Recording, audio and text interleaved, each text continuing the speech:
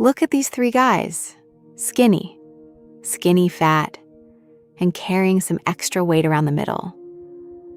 Now watch what happens when each of them adds 20 pounds of muscle. Same guys, same bone structure, same genetics, completely different bodies. I know this transformation is real because it happened to me. And it happened to my wife. 12 pounds of muscle in the right places, and she looked like a different person. But here's the part nobody wants to tell you. Less than 5% of people who start lifting will ever build that much muscle. Not because they're unlucky, not because of bad genetics, because somewhere around month 3, they hit a wall. And instead of a plan, all they get is eat more protein and lift harder. So today, I sat down with 5 of the top muscle-building scientists on the planet and asked them one question. What does the science actually say is the fastest way to build 20 pounds of muscle? Naturally? By the end of this video, you'll have the exact answer. Stick around, because step 4 is the one almost nobody talks about, and it might matter more than everything else combined. If this is your first time here, this channel exists for one reason: to help you build a life that starts with God, not with panic. So before we go further, subscribe to our channel and turn on notifications, because tomorrow morning, you're going to want this again. Let's begin.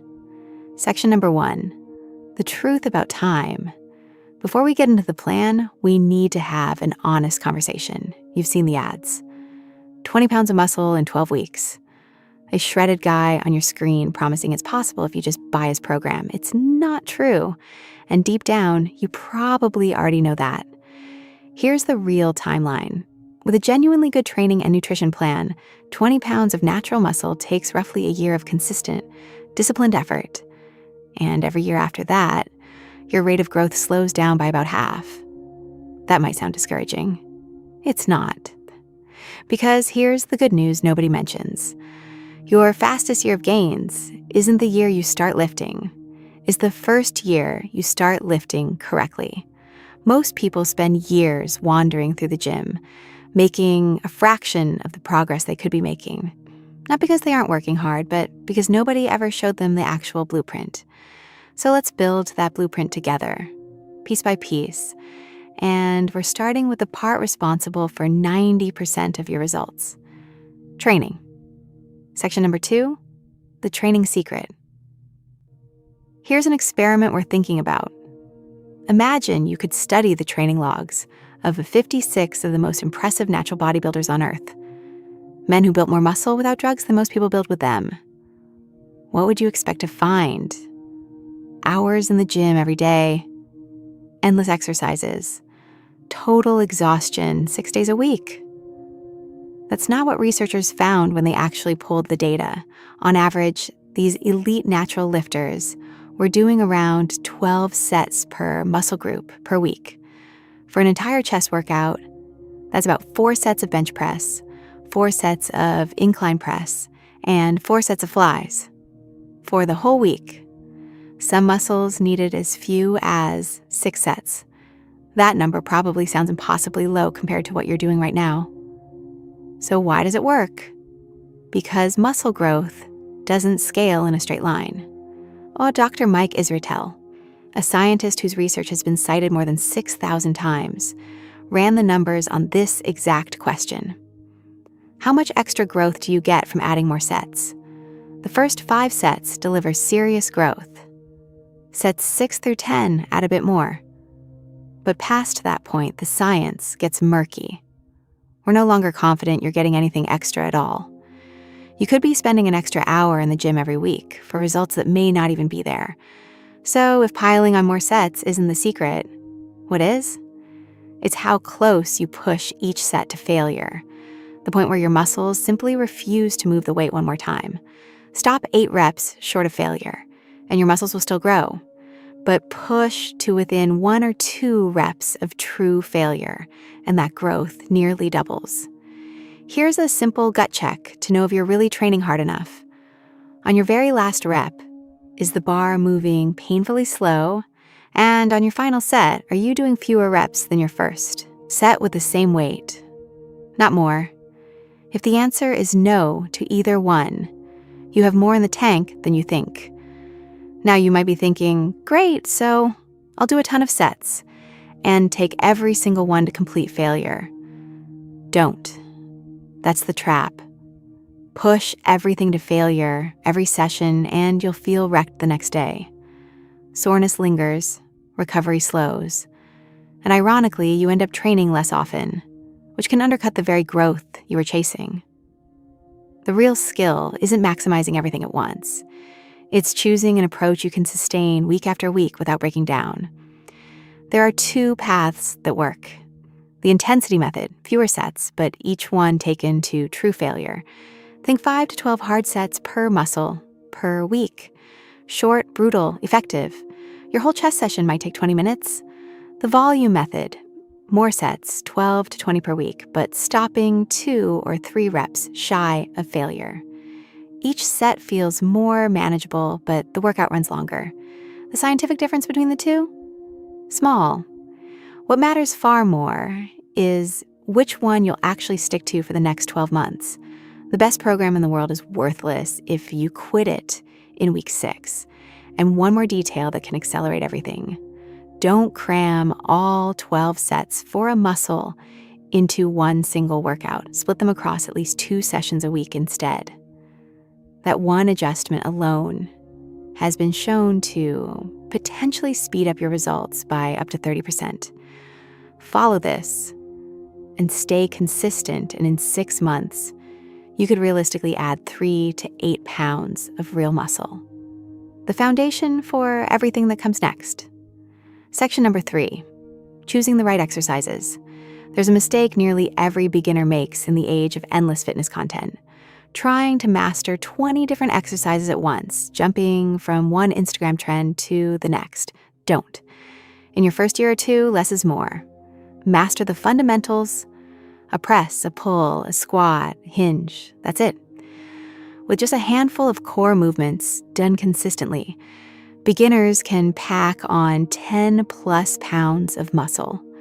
But once you've put in a few years of real consistent training, something interesting happens. Your body has already maximized the muscles that respond naturally to those basic lifts. And other muscles start to lag behind, no matter how hard you push. This is the exact point where most lifters plateau, get frustrated, and quietly give up. The fix isn't working harder. It's becoming a student of your own body. It's experimenting with machines, cables, and exercise variations to find what actually connects with the muscles that basic barbell lifts leave behind. What works for one person's shoulders might do nothing for yours. That's not failure, that's just information. The lifters who keep growing year after year are the ones willing to run that experiment on themselves, testing, adjusting, and doubling down on what actually works for their body. Section number 4, fueling. The growth training builds the demand for new muscle. Nutrition is what actually supplies it. And the single biggest question is this: how much should you be eating? If you're carrying more body fat, above roughly 20% for men or 30% for women, you're sitting on a hidden advantage. Fat tissue holds roughly 5 times more stored energy than muscle tissue. That means your body can potentially draw on that stored fat to help build new muscle without needing to eat in a large surplus. You may not gain muscle at quite the same speed as someone in a full surplus, maybe 70 to 80% as fast, but you'll be building muscle and losing fat at the same time, a real transformation even if the scale barely moves. The key is not overdoing the deficit. A safe target is losing about 0.5% of your body weight per week, which usually works out to roughly 250 to 500 fewer calories per day than your body needs. Go much further than that, and you risk losing hard-earned muscle right along with the fat. But if you're already lean, the equation flips. This is when eating more, not less, becomes your biggest lever for growth. In one well-known study, previously untrained young men who added a large daily calorie surplus on top of their training gained close to a pound of lean muscle per week. In just 2 months, they packed on nearly 8 pounds of muscle, a jump that would normally take most beginners half a year. The exact amount of surplus you need scales with your experience. Brand new lifters can aim for roughly 2% body weight gain per month. Intermediate lifters, closer to 1%. Advanced lifters chasing that last, stubborn muscle should dial it down to around 0.5%. Precision starts to matter more the further along you get. Now, what about protein? The nutrient everyone obsesses over? Here's the truth that might surprise you. Protein matters, but nowhere near as much as the industry wants you to believe. You don't need a gallon of protein shakes a day. Roughly 70 grams of protein per 100 pounds of body weight covers the vast majority of the benefit. Go below that and you're still building muscle, just not quite as efficiently. Protein isn't the secret, it's the floor, not the ceiling. The far more overlooked lever is when you eat, especially around your workout. Show up to the gym running on a coffee and a granola bar from 3 hours ago, and you're sabotaging your own session before it starts. A meal with slow-digesting carbs and protein an hour or two beforehand, followed by something quick-digesting closer to training time, can be the difference between a workout that feels like a grind and one where you feel unstoppable. And what about supplements? Only one has genuinely strong, consistent research behind it: creatine. It can add 2 to 3 pounds of lean mass in your first 2 to 3 months, though some of that is simply water being pulled into your muscles, and it won't keep compounding forever. Around 1 in 5 people won't respond much to it at all. Everything else on the supplement shelf is optional. Some of the most muscular natural physiques in history were built with minimal food variety and zero supplements, because the real driver was never the pills. It was the stimulus, which brings us to the piece almost nobody talks about. Section number 5, the forgotten growth factor. You can train perfectly, you can eat perfectly, and still fail to grow if you skip this: sleep. Every hard set you do in the gym sends your body a signal: build. But the actual construction, the repair, the growth, the adaptation happens while you're asleep. Skip the sleep and you're sending the signal without ever delivering the materials to act on it. Your body releases the majority of its growth hormone and much of its testosterone during deep sleep. Cut that short night after night, and you're quietly capping your own results, no matter how hard you trained that day. And it's not only about hitting 7 to 9 hours, it's about the quality of those hours. If you're sleeping 7 hours and still waking up exhausted, something in your sleep environment is working against you. There are 3 silent sleep killers hiding in almost every bedroom. Light. Not just the lamp you forgot to turn off, the tiny LED on your phone charger, your smoke detector, your router, blinking across the room. True sleep-supporting darkness means you can't see your hand in front of your face. Noise, even sounds you don't consciously notice, can fragment your sleep cycles throughout the night. Temperature. Your body needs to cool down to fall into and stay in deep sleep. A room that's too warm, especially in the early morning hours, quietly steals your recovery without you ever realizing it. A cheap eye mask and a pair of earplugs can turn a mediocre 7 hours into a genuinely restorative one. And if a rough night still happens, because life happens, a 20-minute nap the next day has been shown to meaningfully restore athletic performance.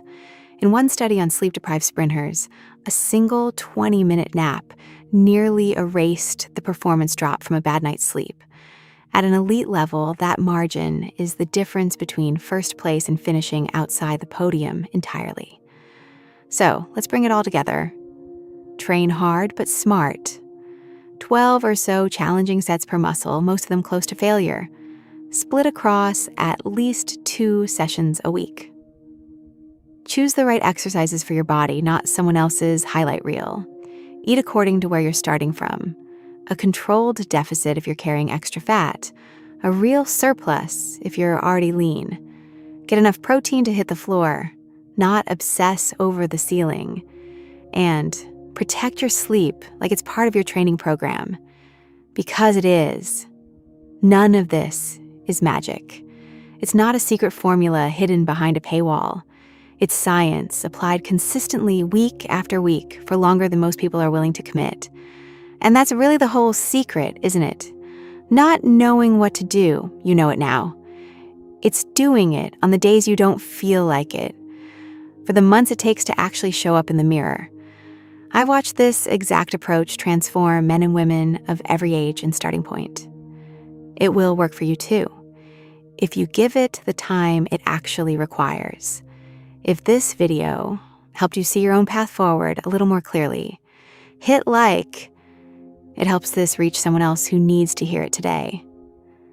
Subscribe if you want the rest of this journey with me. And drop a comment below. What's the one thing from this video you're going to change in your very next workout? I'll see you in the next one.